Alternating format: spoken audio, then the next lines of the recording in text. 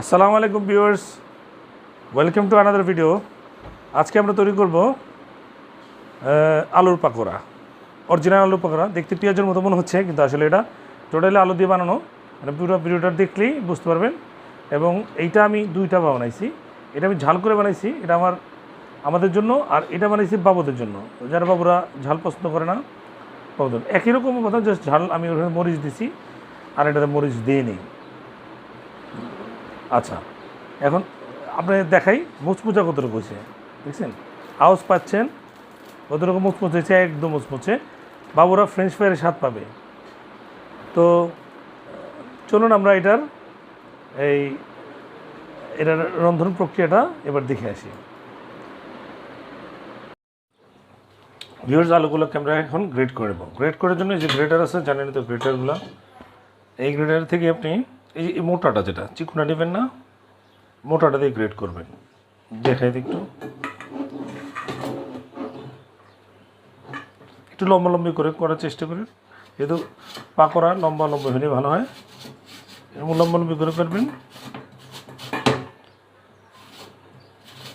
পাকোড়ার জন্য, এটাই ভালো। এভাবে করলেই ভালো, আর এটা শর্ট টাইমে খুব দ্রুত হয়ে যাবে। আমি দুই রকমের পাকোড়া করবো, তো আমি এগুলো সব গ্রেড করে নিচ্ছি। আরেকটা বিষয় হলো যে আলু কিন্তু গ্রেড করার সাথে সাথে আপনি দিয়ে নেবেন, মানে পানির মধ্যে দিয়ে দেবেন, না তো কিন্তু কালো হয়ে যাবে। এই দিকটা একটু খেয়াল রাখেন, সাবধান। গ্রেড করবেন, সাথে সাথে গ্রেড করেন, কাটেন, ছিলেন, যাই করেন। আলু ছিলার পর এটাকে অবশ্যই ছিলা, বাছা বা কাটবেন, গ্রেড করবেন, যাই করবেন। করার সাথে সাথে এটার মধ্যে একটা উপাদান আছে যেটা কালো করে ফেলে, বাতাসে আসার সাথে সাথে কালো হয়ে যায়। অর্থাৎ এটা পানির মধ্যে রেখে দেবেন, যেমন পানির মধ্যে রেখে দিচ্ছি, দেখছেন। আর আরেকটা কথা, আমি কিন্তু এখানে যেহেতু আমরা চারজন, 3টা আলু নিয়েছি, মিডিয়াম সাইজের, এই সাইজের 3টা আলু নিয়ে নিয়েছি। তো ভিউয়ার্স, আমাদের এগুলো গ্রেড করা হয়ে গেছে। এখন আমরা এটা থেকে পানি ঝরাই নেব, একদম পানি ঝরাই নেব। আমি হাতে চেপে নিচ্ছি, যেন পানিটা মোটেও না থাকে, একদম পানিগুলো সব। আমি 2টা বাটিতে, একটাতে একটু অল্প করে নেব, যেহেতু ওই বাচ্চারা খাবে, আর আরেকটাতে আমাদের জন্য একটু বেশি করে নিয়েছি, কারণ আমার বাচ্চারা খুব একটা খায় না, একটু কম নেবো আর কি, বেশি না। এই আমি নিয়ে নিলাম আমাদেরগুলা। আচ্ছা, এখন আমি এর সাথে যেগুলো আমি একদম, যেহেতু আমি এটা শুধু আলুর পাকোড়া, আমি যদি ভেজিটেবল পাকোড়া করতাম তাহলে ভ্যারাইটি অনেক কিছু দিতাম। আলুর পাকোড়া আমি একটু আমার জন্য স্পাইসি করার জন্য, যে স্পাইসি করব, আমি আমারটার মধ্যে একটু কাঁচামরিচ লম্বা লম্বা করে দিয়ে দেব।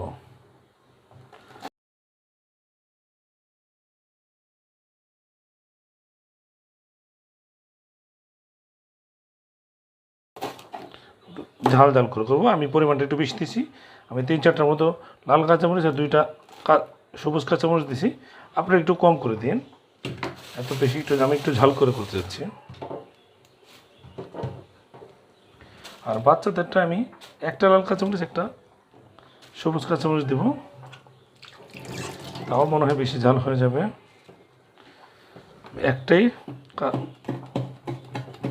এটা আমি কুচি করে দিচ্ছি, অল্পই দিলাম, আমরা সহ্য করতে পারবো না।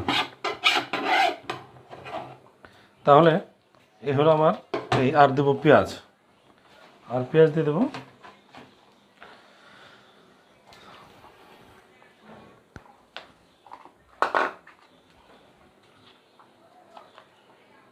পেঁয়াজ কুচি। আচ্ছা, এখানে মনে হয় আমার এইটাতে আছে 1 কাপের বেশি আছে, 1 কাপের বেশি মানে 1.5 কাপের মতো আছে এরও আলু। আর এটাতে আছে 1 কাপের কম, আধা কাপের বেশি আছে। আর এটার মধ্যে আমি 1টা পেঁয়াজ দিলাম, বা 1 টেবিল চামচ, আর এটার মধ্যে দেবো 2 টেবিল চামচ। এটা কম বেশি হলে কোনো সমস্যা নেই, আপনারা আপনাদের পছন্দ মতো দিতে পারেন। কেউ পেঁয়াজ একটু বেশি খায়, আমিও খাই পেঁয়াজ বেশি। একটু পাকোড়াগুলো ভাজার মধ্যে একটু পেঁয়াজ বেশি হলে ভালোই লাগে, ঠিক আছে। এইটা কম বেশি হলে কোনো সমস্যা নেই। আমি দিব লেবুর রস, এর মধ্যে একটু লেবুর রস দিলাম। এটা দেওয়ার অর্থ হলো এখন করোনাতে আমাদের যত লেবু খাওয়া যায় এতে করে স্বাদও বাড়বে, আর যদি আমাদের এই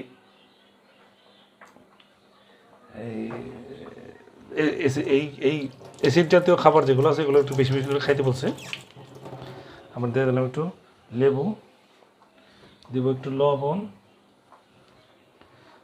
লবণটা পরে আবার চেক করে দেখব। এটা আপনার আন্দাজ মতো লবণ দিয়ে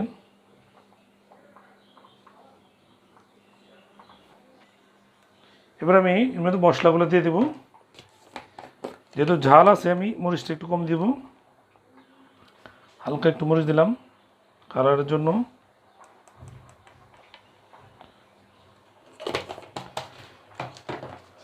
মরিচ অল্প মরিচ, আমি মরিচটা কিন্তু খুবই কম দিছি। 4/1 চা চামচ হলুদ গুঁড়া। এটা হলো আমি আপনার মেজারমেন্টটা আপনার এইটা খেয়াল করুন, ওইটা খেয়াল করলে আপনি ওটা ছোটো তো এটা তো আমি অল্প অল্প করে দেব। ধনিয়া গুঁড়া, আমার রেসিপিগুলোতে আপনার ধনিয়া গুঁড়ার ব্যবহারটা দেখবেন কম দিয়ে বেশি দিই। ধনিয়া গুঁড়াটা আমি ইউজ করি কারণ এটা পেটের জন্য অনেক উপকার, এটা হজম শক্তি বাড়ায়। ধনিয়া অনেকে খায় না আমি জানি, কিন্তু খাওয়া উচিত, এটা পেটের জন্য খুবই উপকার।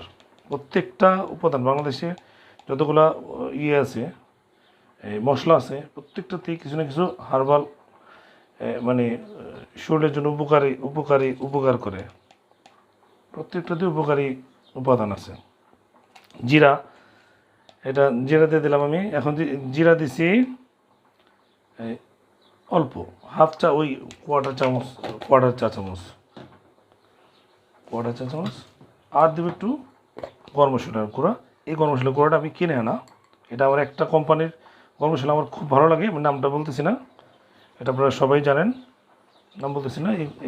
ওই কোম্পানিটা বাংলাদেশের সবচেয়ে বেশি ভালো মশলা বানায়, ওদের গরম মশলার গুঁড়োটা আমার কাছে খুব ভালো লাগে। আমি সব রান্নাতেই মোটামুটি ইউজ করি, আমার নিজস্ব বানানো আছে কিন্তু ওদেরটাও ভালো লাগে। তো এই মোটামুটি লবণ দিছি। আচ্ছা, এখন এটা বাইন্ডিংয়ের জন্য আমার যে জিনিসটা লাগবে এটা আমি দিব, এই ময়দা দিয়ে দিলাম 1 টেবিল চামচ, এটাতে 1 চা চামচ। আমি একটু চালের গুঁড়ো দেবো, এটাতে একটু মচমচটা বেশি হয়। 1 চা চামচের মতো চালের গুঁড়ো দিয়ে দিলাম। এই মোটামুটি তাহলে আমার মোটামুটি হয়ে গেছে। এখন আমরা এটাকে মিক্স করে নেবো, আমাদের সময়ও খুব কম।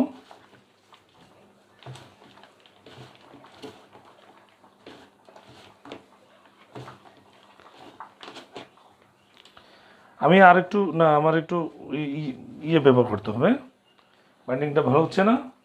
এই একটু অ্যারোরুট, ময়দা বেশি দেবো না, ময়দা দিলে অত বেশি মুচমুচে হয় না। আমি একটু কর্নফ্লাওয়ার ইউজ করব, 1 টেবিল চামচের মতো কর্নফ্লাওয়ার ইউজ করব।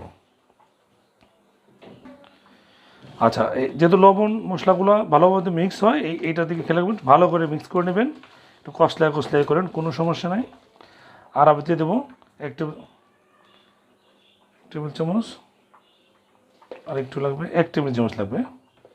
আমি উঁচু করে 2 চা চামচ দিছি, তাহলে 1 টেবিল চামচ কর্নফ্লাওয়ার দিলে এটা এখন ঠিক আছে। এটা বাইন্ডিংটা একটু আঠা হবে,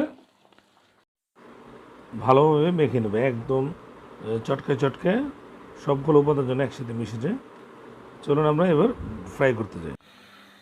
তো আমি একটা আমার যেটা ভাজার জন্য একটা কড়াই আছে, আমার একটু দেখতে কালো লাগে, আমার মতে কালো, তো মাইন্ড করেন না আসলে। ওইটার মধ্যে ওইটার মধ্যে ভাজতে আমার জন্য একটু সুবিধা হয়, একটু তো আমি সবসময় এটার মধ্যে ফ্রাইয়ের কাজগুলো করি। তো এটা তেলটা গরম হওয়ার জন্য দিয়ে দিছি।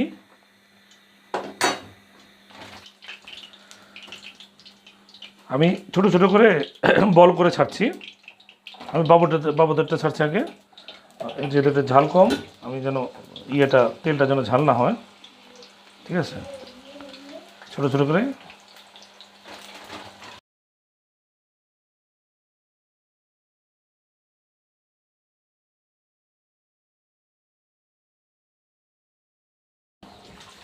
দিয়ে আস্তে আস্তে ভাজতে থাকি। এই আমি একটু উল্টে দিছি, এই যে এখন এটা মনে হয় 2-3 মিনিট হয়েছে। 2-3 মিনিট দেখছেন কী সুন্দর হয়ে গেছে, খেয়াল করলে বলবেন। দেখেন ঝরঝরা, একটার মধ্যে থেকে একটা আলাদা আলাদা, খুবই সুস্বাদু। আপনারা আজকেই বানাবেন, বানায় দেখবেন, খুবই সুস্বাদু হয়। এটা এটা ভাজা হয়েছে কিনা বুঝবেন কীভাবে, দেখুন ওই 4-5টা যখন একটু ব্রাউন কালার হয়ে যাবে, ভাজা ভাজা মনে হবে, তখন বুঝবেন এটা হয়ে গেছে। কারণ পুরোটাকে আপনি ওই কালার করতে গেলে পুড়ে যাবে, সাইডগুলো একদম পুড়ে যাবে। আপনার সাইডগুলো যখন একটু ব্রাউন কালার হবে তখন এটা নামায় ফেলবেন। কারণ আবার যদি পুরোপুরি হয়তে যান পরে দেখবেন সব পুড়ে গেছে। কারণ এটা নামানোর পরও কিছু তাপ থাকে, আগুনের তাপটা, চুলার আগুনটা কমায় ফেলেন, একদম লো করে ফেলেন পরবর্তী ব্যাচ দেওয়ার পূর্বে। আমরা এখন এটা নামায় ফেলি। এবার আমরা বড়দের জন্য যেগুলো মরিচ দিয়ে, যেটা লাল মরিচ দিয়ে ভাজছি, ওটা আমরা ছাড়তেছি। আগুনের কিন্তু তাপ একদম কমানো। তারপরে দেখছেন কী অবস্থা, এর জন্য একদম লোতে রাখবেন, পুড়ে না যায়। কারণ ভাজার পর শেষের দিকে তেলটা খুব হিট হয়ে যায়, এটা খেয়াল রাখবেন। এটা সব পুরো টুরে একাকার হয়ে যাবে। আর সবগুলো যখন ছাড়বেন একসাথে ছেড়ে দেবেন। তো হয়ে গেছে দেখুন।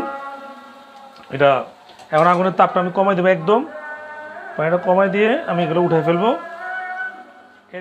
যদি আমার এই রেসিপিটা যদি আপনাদের পছন্দ হয়ে থাকে তাহলে অবশ্যই লাইক করবেন।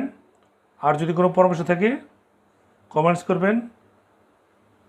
এরকম যদি মজাদার রেসিপি আপনাদের আমার কাছে প্রত্যাশা করেন তাহলে সাবস্ক্রাইব করে পাশে থাকা বেল আইকনটা অন করে দিন, তাহলে নতুন নতুন রেসিপিগুলো আপনাদের নোটিফিকেশনে চলে যাবে। আমার জন্য দোয়া করবেন। আর বাসায় বসে এরকম মজাদার খাবার রান্না করে খাবেন। ভালো থাকবেন, সুস্থ থাকবেন। আসসালামু আলাইকুম রহমতুল্লাহ।